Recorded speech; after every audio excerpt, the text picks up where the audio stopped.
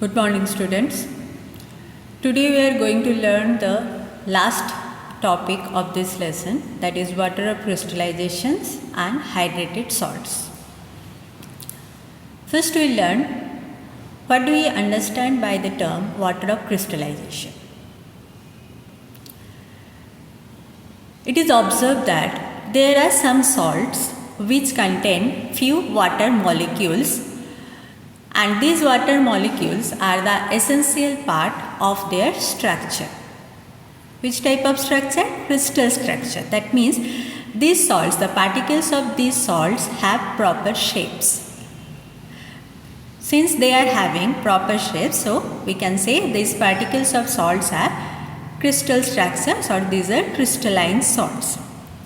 But to form the crystals, some water molecules are needed to give the proper shape. These water molecules, the water molecules which form part of the structure of a crystal of a salt, are called water of crystallization. Water of crystallization is not free water molecules. So we can conclude that due to the presence of these molecules of water, that means water of crystallization, salt doesn't get weight. That means these molecules do not weight the salt. Salt remain perfectly dry. Now what is the purpose of these molecules of water? Why are they present? These water molecules, that means water of crystallization, give the crystals of the salts proper shape. Not only that, these molecules impart color to the crystals. So what is hydrated salt then? Of course we can say that hydrated salt means which have water. Hydrated means it is related to water. So the salts which have water. What kind of water? The molecules of water which are giving them proper shape. So we can define it like this. The salts which contain water of crystallizations are called hydrated salts. Every hydrated salt has fixed number of water molecules or fixed number of molecules of water of crystallization in their structure. Let's see some examples.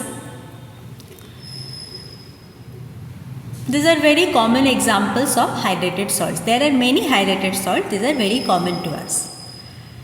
First I have given the example gypsum. That is common name. So I have made the divisions like this: common name of the salts, chemical name, their formula, and what is their color. Gypsum. Gypsum is calcium sulfate dihydrate. So formula will be CaSO4.2H2O. Di means 2. Color white. Plaster of Paris. Calcium sulfate hemihydrate. Hemi means half. So formula will be CaSO4.half-H2O, or it can be written as 2CaSO4.H2O. Both the formula are correct. You can use any one formula. The color is white. Blue vitriol. That is copper sulfate crystals. The chemical name is copper sulfate pentahydrate. Formula CuSO4.5H2O.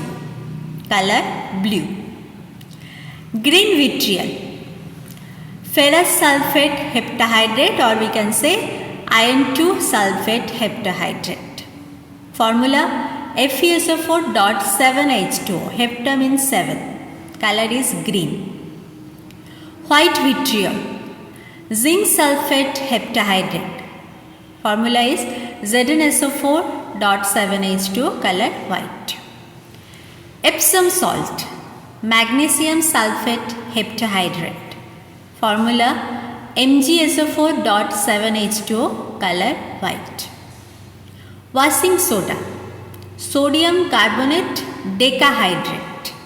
Deca means 10. So formula will be Na2CO3.10H2O.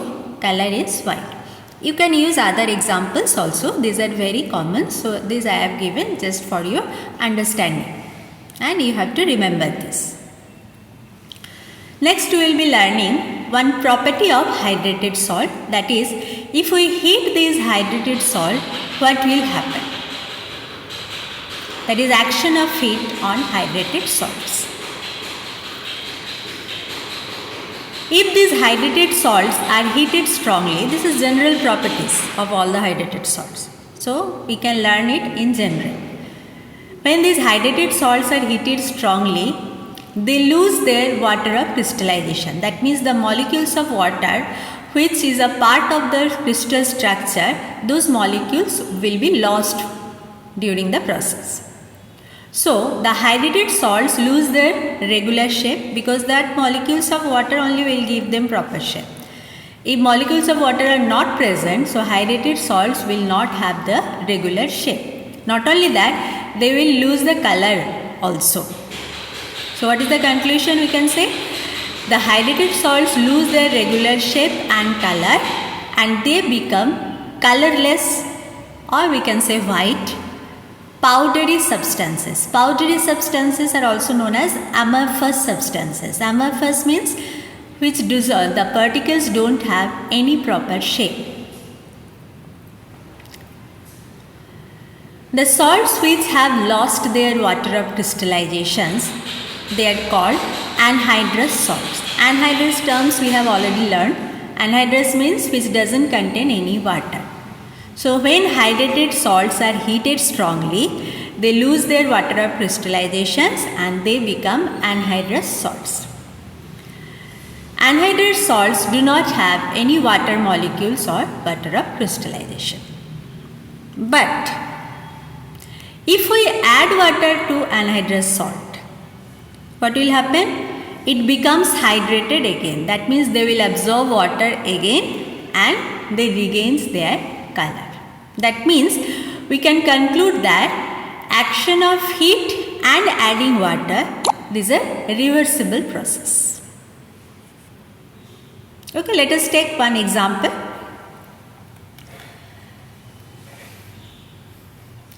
Crystals of copper sulfate. Crystals of copper sulfate means it is hydrated copper sulfate, that is copper sulfate pentahydrate. Formula is CuSO4.5H2O. These crystals have blue color. When these crystals are heated strongly, that means what you have to do? You have to take few particles or few crystals in dry container or dry test tube and then heat it over the flame. What will be your observation? You will observe that the blue color is gradually disappearing and it becomes dirty white, not pure white, dirty white, amorphous, powdery substances which doesn't have any regular shape. Okay, see it is written here. Crystals of copper sulfate are blue in color. When these crystals are heated strongly, they lose all molecules of water of crystallizations and form anhydrous copper sulfate. That means CuSO4, which doesn't have any molecules of water. This anhydrous copper sulfate is white in color. Practically it is dirty white in color. So the equation can be written as CuSO4.5H2O arrow. On arrow you can write strong heating. Products will be CuSO4 plus 5H2O. That means water are lost. Molecules of water are lost from the substance.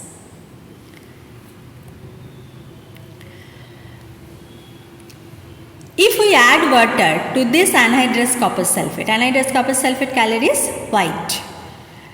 Now after cooling down the test tube, if you add water to that test tube, not large amount, just few drops of water, immediately it will acquire blue color. That means what will happen? When water is added to anhydrous copper sulfate, it gets hydrated. That means it reacts with water again and turns blue due to the formation of hydrated copper sulfate. That means it immediately gets converted to copper sulfate pentahydrate. So the equation can be written as anhydrous copper sulfate, that is CuSO4 plus, it will absorb 5 molecules of water and it will get converted to CuSO4.5H2O. That means copper sulfate pentahydrate. Here on arrow, no energy is needed because it is immediate reaction at room temperature. Okay, is it clear? So this is the end of the lesson, that is second lesson. Next class onwards we will be discussing the question answers part. Thank you.